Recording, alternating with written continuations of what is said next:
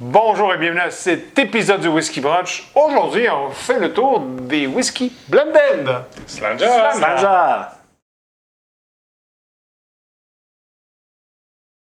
Salut les brunchers. Salut! Allô à la maison. On vous revient suite à notre Drive Feb. On tient à lever notre verre. Premièrement à toi, Eric, puisque tu as bien réussi le défi. Oui, ça a été toute une aventure, mais j'ai passé à travers. Bravo, Eric. Et Martin, de ton côté? Ben écoutez, je veux prendre l'expression, j'ai été un petit peu damp, Ouais. ou humide, Humide. un petit peu, mais j'ai pas été wet complètement, mais oui, malheureusement. Absolument. De mon côté aussi, seulement les 8 premiers jours, les événements de la vie ont fait que c'est comme ça que ça s'est passé, tout simplement. On espère à la maison que vous avez eu un bon mois de février. On va probablement faire des dry weeks à travers l'été avec les prochaines capsules, mais on tenait à vous dire encore une fois, Drum on. Drum on.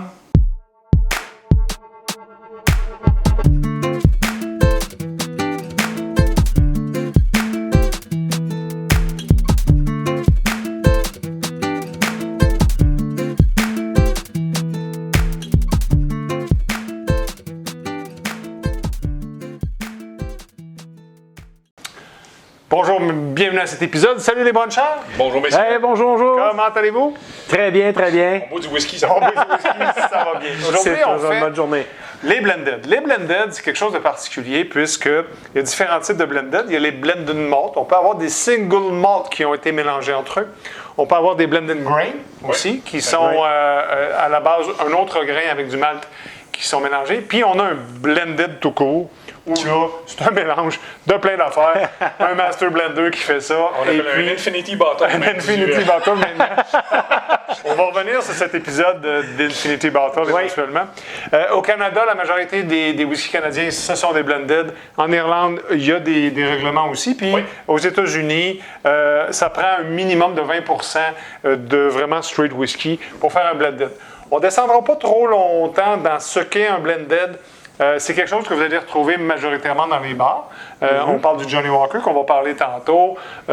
Ça existe un peu partout. C'est ce qu'on vous donne dans un scotch soda, par exemple. Oui, mais c'est un si c'est blended. pas du Jameson, on va vous servir un blended. Exactement, Soyons c'est ça. honnêtes. Si c'est pas un Irlandais, Jameson, ce sera à ce moment-là un blended. On commence avec toi, Eric. On parle de Johnnie Walker. Johnny Walker, les trois Amigos, Johnny Walker, James Beam, qui sont les plus Jack vendus. Daniels. Jack Daniels, qui sont les plus vendus. Écoutez, faire une histoire courte, de Johnny Walker, 1820.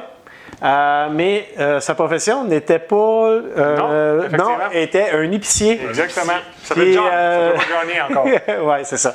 Et ça a été en 1865, lorsque la compagnie, 7 ans après sa mort, que la compagnie a existé, Johnnie Walker. Ce qu'on va goûter aujourd'hui, c'est un Johnnie Walker Green Label. Belle petite bouteille. Ils ont commencé à faire du Johnnie Walker Green. C'était leur pure malt 15 ans, puis en 97. Et à partir de 2004, ils ont commencé à mettre ça sur le label de Green Label. Ce qu'il faut savoir, c'est qu'en 2012, il y a eu comme un arrêt pour tout ce qui est l'Amérique du Nord. On n'avait plus de Green Label. La seule place qui s'en faisait, c'était à Taïwan. Okay. Ils ont continué à le produire de 2012 à 2016. À Taïwan. À Taïwan. C'était une question qu'il y avait trop de demandes pour les produits single malt et il y avait un problème d'approvisionnement. Donc, ils ont décidé d'arrêter ça pendant 4 ans et ils sont revenus avec la demande. Puis, on se retrouve avec un produit là, qui est vraiment différent du Johnnie Walker standard parce que au niveau de sa composition, on va parler de Talisker, on va parler de Craigmore, de Linkwood puis de Cola pour la fabrication de ce produit-là. Il reste que le Cola est un des whiskies le plus utilisés dans les mélanges. Le Colila est très... C'est un whisky d'Islay, comme vous le savez, le Colila. Colila, Ayla. C'est ça. Donc, ça fait partie. Non, je sais, c'est important. Et ça fait vraiment partie de beaucoup de blends un peu partout. Colila est vraiment reconnu pour ses mélanges, effectivement. C'est ça. Puis, cette petite bouteille-là, il faut dire qu'elle a voyagé. Ce que vous goûtez, c'est un produit qui date d'avant 2012. Okay. C'est la première version. C'est une bouteille qui est partie d'Écosse, qui est allée en Tchécoslovaquie, et c'est mon beau-frère qui m'a offert en cadeau cette bouteille. Donc, ça fait quelques années qu'elle est dans mon étagère, et j'ai décidé de l'ouvrir pour le goûter aujourd'hui. On fait ça live aujourd'hui avec vous, cher Blanchard. Johnny Walker, ce qu'il faut savoir aussi, le Red, c'est le whisky le plus vendu au monde depuis 1945.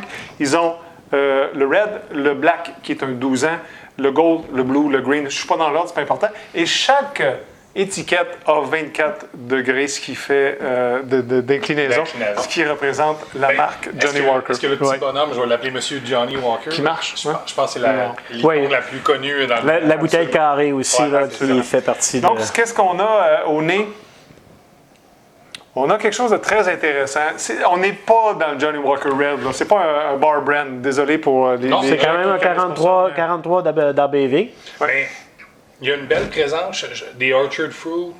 La poire, c'est fruité. la pomme, c'est fruité. Très fruité. Je vous dirais, je retrouve vraiment un petit côté Speyside. Absolument.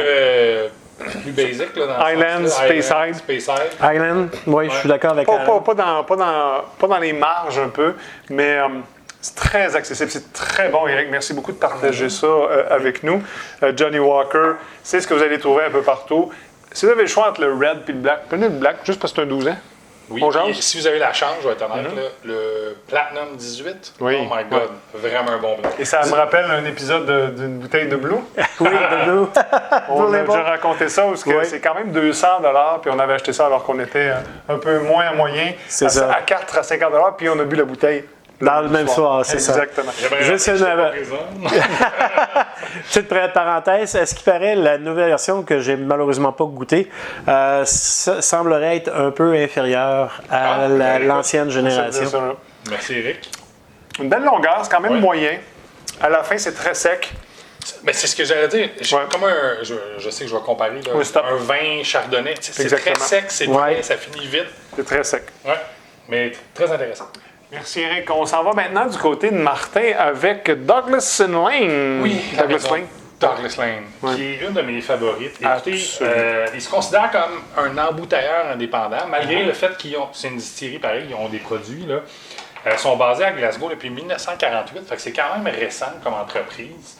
Écoutez, ils ont du gin, ils ont du rhum, ils ont du cognac, mais ils sont surtout reconnus pour le XOP, qui est le Extra Oak Particular. Ils vont aller chercher à travers les autres distilleries des barils spécifiques. Ils vont sortir des blends vraiment là, placés. Ce qu'on goûte aujourd'hui, c'est, je vais l'appeler Rock Island Rock Oyster. Pourquoi? Parce qu'avant, il était connu sur le nom Rock Oyster. Fait à jaser, pourtant pour du MR cutting, du marketing. Ils ont enlevé l'Oyster parce que c'est particulier. Pas tout le monde qui aime les huîtres. Pas tout le monde qui aime ça, fait qu'ils l'ont appelé le Rock Island. On parle d'un whisky qui a un ABV de 46,8. No age statement, il n'y a pas de couleur, non-chill filtered, un 72 $, mais mesdames et messieurs, oui, je l'aime. What a shout. C'est un blend des îles. On va parler du Hareng, on va parler du Jura, du Orkney. Un beau petit goût. Je peux me permettre, là. T'as le droit. Monsieur le puriste était contre les blends.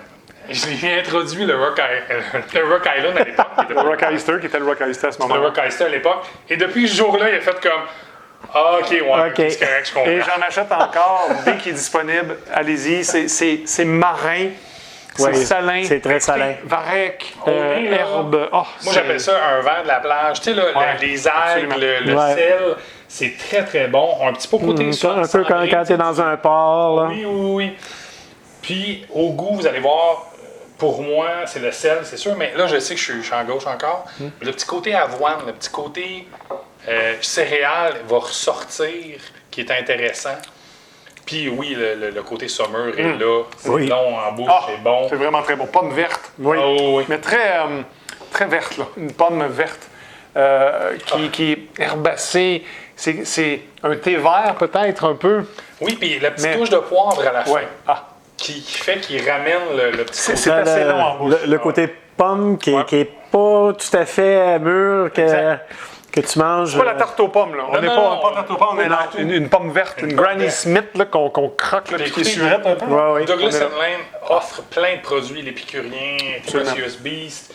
Ils en font des très beaux. C'est un des plus beaux blenders, tant qu'à moi, Absolument. en Écosse. Puis, écoutez, si vous avez la chance de mettre des produits, parce qu'encore une fois, comme bien d'autres sont très rares, c'est une des très belles maisons de blender. Là. Absolument. Tout à fait d'accord. Absolument. On appelle ça souvent des IB. Si vous allez dans d'autres chaînes un peu anglophones, c'est des Independent Bottlers. Ouais. IB, il y en a beaucoup, de plus en plus. Ils vont vraiment faire des bids aussi sur les barils, à savoir si c'est disponible chez Brooklady, chez Ayla, un peu partout. Puis ils disent, OK, je vais acheter ton baril à grand prix. Et il y a des master blenders qui reprennent ça et ça donne des produits vraiment fantastiques. Il y en a plusieurs. Oui, c'est du côté des îles. Fait que c'est très salin, très saumur. J'aime bien, mais particulièrement, c'est un très bon produit. Absolument.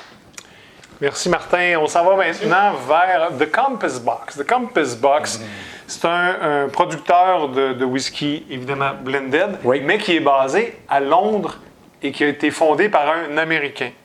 Eh oui. Par contre, ils font d'excellents produits. Ils ont beaucoup le Spice Tree que je vous présente là. Ils font aussi le Peat Monster. Ils font le Oak Cross et l'Hédonisme qui sont, on va appeler ça le Streamline. Donc, ce qu'on va retrouver là, c'est vraiment un whisky un peu plus foncé, mais avec des notes d'herbes séchées. Vas-y. Je trouve que ça a une tendance vers le Campbelltown. Exactement. Épices. L'épice, là. Chêne. On sent le chêne. Compass Box a été un peu illégal pendant un certain temps au niveau de Scotch Whisky Association parce que ils utilisaient en fait des parties de barils qu'ils remettaient dans un baril. Ils n'ont pas le droit de faire ça. En 2015, ils sont revenus, mais ça a quand même. Ils sont fait taper ses doigts.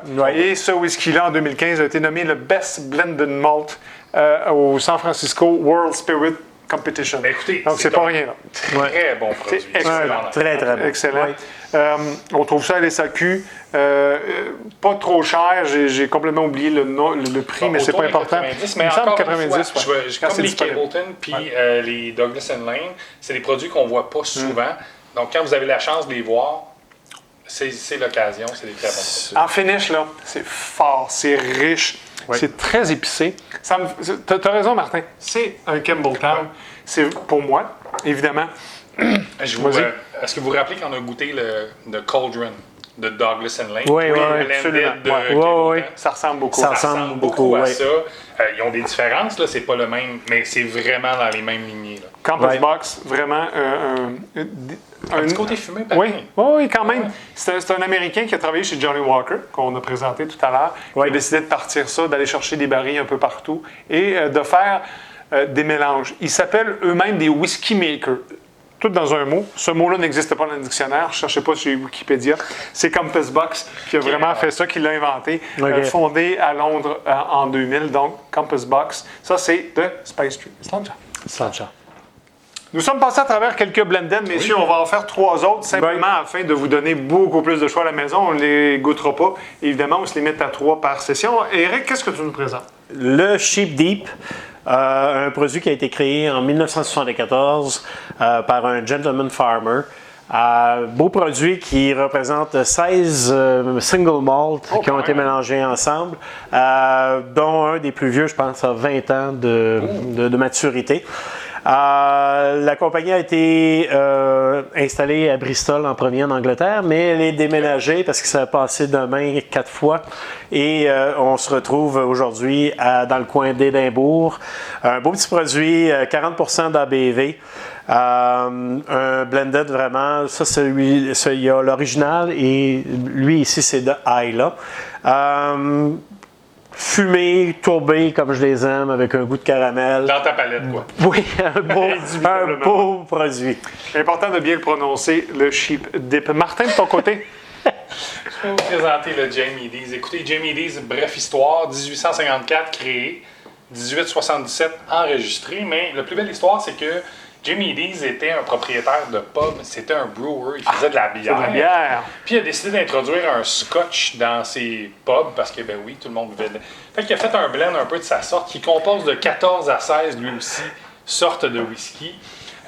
C'est mort. Puis en 2017, ils ont décidé de le réinstaurer. Ils ont pris le Traded X. Donc, écoutez, ce qui est particulier, c'est qu'on va retrouver un peu plus un côté raisin OK.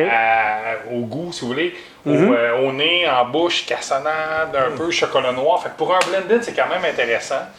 Vraiment abordable, on parle de 70 $, donc je vous le recommande. Je l'aime énormément, moi aussi. Absolument. Merci, Martin. De mon côté, je reviens avec Compass Box, mais je vais dans le Peat Monster. Vous l'aurez deviné, ce sont un blend de whisky de Islay. On parle de 60-65 de mémoire, c'est 65 de Colilla et le restant de Lefroy, plus 1 des Highlands, afin de mettre ça un petit peu plus égal et accessible à tout le monde. C'est vraiment une bombe de tourbe. Je n'ai pas les ppm, mais c'est quelque chose de vraiment intéressant. Quand même élevé. Ouais. Compass Box, comme je vous l'ai dit, c'est pas nécessairement facile à trouver. Celui-là, on l'a eu à l'extérieur du Québec, mais c'est vraiment un beau produit. Compass Box, à Londres, encore une fois, depuis l'an 2000 par un Américain.